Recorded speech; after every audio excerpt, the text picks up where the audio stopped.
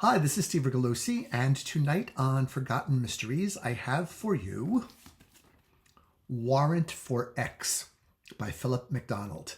You can see this is a Crime Club selection, copyright 1938. Interestingly, the front of the jacket here has a note from the publisher or the book's editor saying, wow, we really like this book and we think you're going to like it too. So it's sort of a blurb, but from the publishing house, which interesting way of marketing. I'm all for interesting and different and effective ways to market books.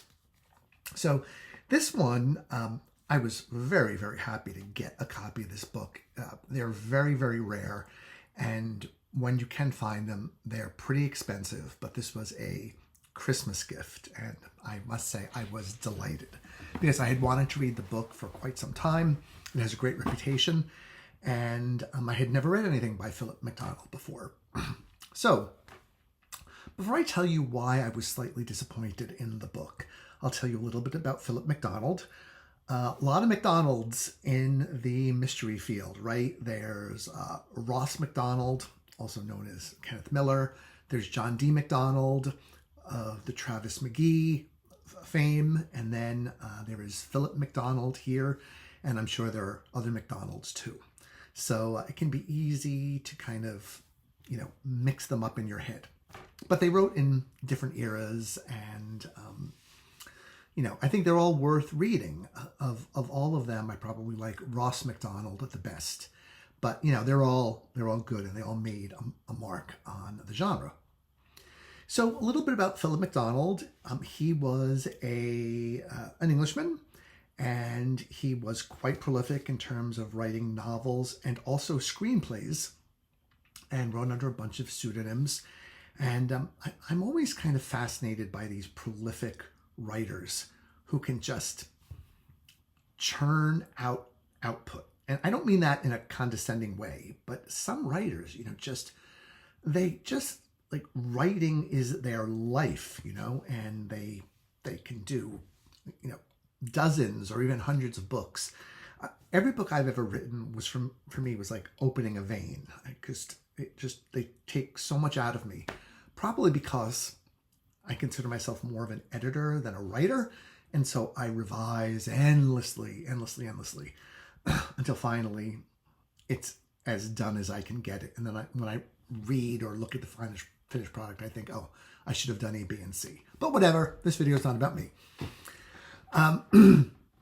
Interesting thing is, because Philip MacDonald's books have a lot of cinematic qualities, great sort of city settings and chases and different parts of society portrayed.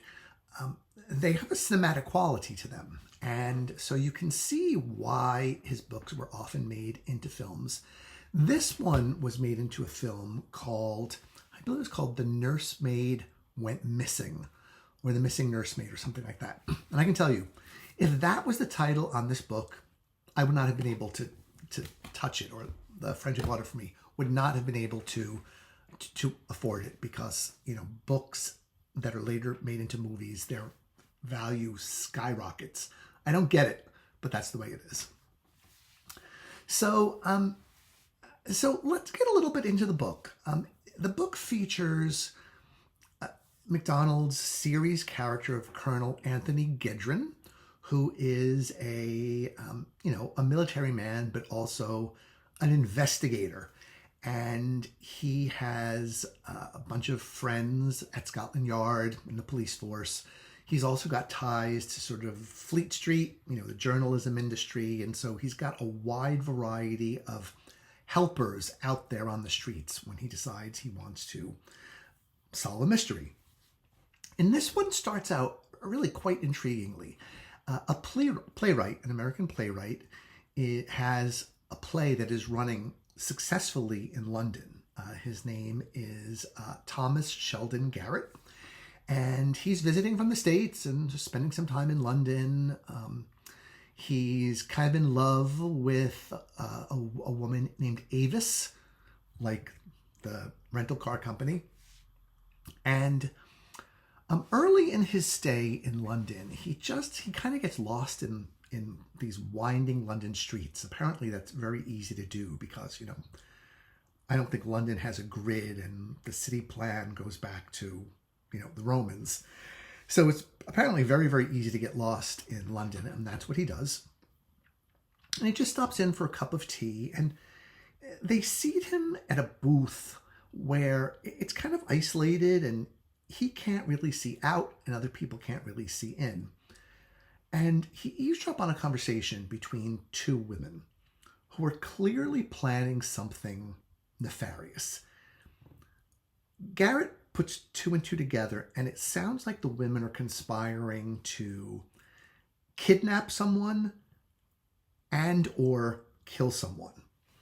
And he makes sure that he's not seen, and he follows them to the tube station because he's very curious as to what's going on, and he loses them.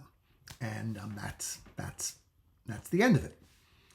But he can't let it go because he feels like it's contingent on him to prevent this crime from happening. Now, talk about a needle in a haystack, right? I mean, at this time, the population of London was 8 million people. How are you going to find two unknown women whose faces you have not even seen? You've only seen them from the back and heard their voices. How do you go to the police and say, someone in London is planning a crime, and I have really no other information than that, and have the police take you seriously? But the London police are polite. And it turns out that Garrett does have a few things.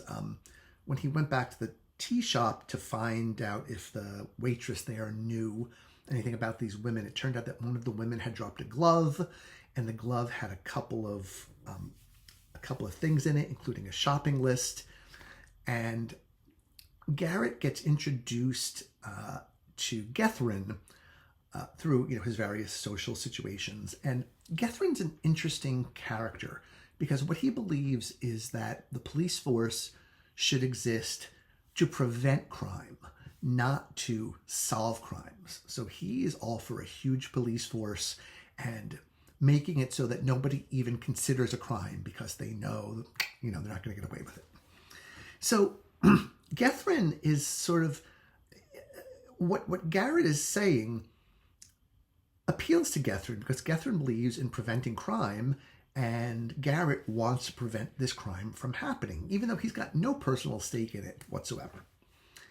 And the book goes from there. So what Gethryn is actually a very smart investigator. He really is good at looking at clues and coming up with interesting and accurate information based on the clues that the reader wouldn't see. And so I really saw MacDonald's plotting abilities and his thinking abilities in the way he has Gethryn uncover details that lead this cast of dozens rather slowly from one point to another, where they're just getting a little more information. More and more information is coming to pass. And the climax is, I won't tell you what happens, of course, but do all of these people working together actually prevent the planned crime from happening? And towards the end, it really becomes rather suspenseful. It becomes a race against time. The clock is literally ticking. I mean, every chapter, I think, begins or ends with what time it is or how many minutes have passed. So you've got that sense of the clock ticking, which is one of the classic techniques for building suspense in a novel or a film or any sort of entertainment. So all of this sounds really, really good, and I really had high expectations for the book. But I have to say, at the end of the day, I didn't like it as much as I had hoped to, and there's a few reasons for that. The first is it is very wordy. The author is, just as an example, a lot of characters kind of, oh, hello, moth, driving past there he is again, say hello. like a lot of characters have just a cameo, a tiny, tiny role in the book. And the author will devote 2 or 3 pages to them, to sort of the minutiae of their existence. And it really doesn't matter. So I felt like all of this extraneous information was a drag on the plot and a drag on the reading experience. He also has a quirk, and I admit this is probably just one of my trigger points, but you know how some people, adults, talk baby talk to each other? I know how you feel about that. When I hear that, I just want to run away as far away from them as I can get. I mean, I can't think of anything more annoying than that if you're an adult. MacDonald goes in the other direction, and he has his characters speaking in this falsely lofty, quasi-satiric English that is it grates. It grates. If people want to make literary references every so often, that's terrific. I'm all for that. But these characters constantly speaking in this lofty prose that really doesn't bear any recognition to, any resemblance to English. I just found that kind of annoying. Another problem is that our American, Garrett, he's really not a likable guy. He's rude, he's abrupt, he's demanding. He's a guest in another country, right? And so you would think as he approaches Scotland Yard and other people who want to help him, he'd be polite to them. Instead, he's not. He's consistently rude. And I didn't know if this was MacDonald maybe having a little fun with the stereotype of the angry American or the rude American, because he's certainly both of those things. But that kind of character, I think, is okay as a secondary character. You don't want someone quite so rude and in your face and officious as this guy Garrett. And he really doesn't get any better. He's in love with Avis and she's in love with him, but the romance is kind of a misfire. It doesn't really have any real heft to it. And the book feels overly long and padded, and it doesn't read quickly. Now, I admit that I do like a quick read, but I also am capable of and enjoy slowing down when the book encourages me to slow down, because I know that it's going to be a richer reading experience. So, for example, if you've ever read Dorothy B. Hughes, you need to kind of hang on every word, and she makes you want to, right? She's just that kind of writer. Here, I committed what for me is the ultimate reading sin, the S word, which is skimming. By the final third of the book, I just thought it was going on too long, and I skimmed and didn't really miss anything. By skimming, I was able to keep up with the plot. I slowed down once or twice when a little bit more important information was being given, but I just felt that it wasn't really keeping my attention enough. The plot is good, and it's a little reminiscent of 2 other writers that I really like. Henry Holt, who also wrote in this era and had a great character in Inspector Silver. If you haven't read any of Henry Holt's books, I recommend them because they're a lot of fun. And often Inspector Silver is kind of going after some arch criminal, almost like Batman, going after the Joker or Catwoman or the Riddler or the Penguin or any of those other crazy villains. And Holt's books are really fun to read and really well written. And MacDonald also reminded me a bit of Andrew Garve. People who watch this channel know I love Andrew Garve, and that Andrew Garve isn't afraid to make his perpetrators or his villains people who are outside the narrative.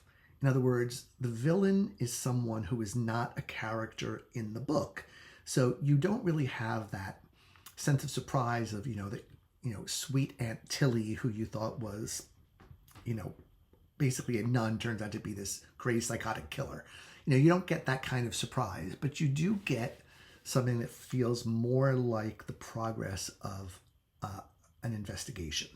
And I do like that in police procedurals. And I liked it in another book I read recently, which I reviewed here, called The Cask by Freeman Wills Crofts.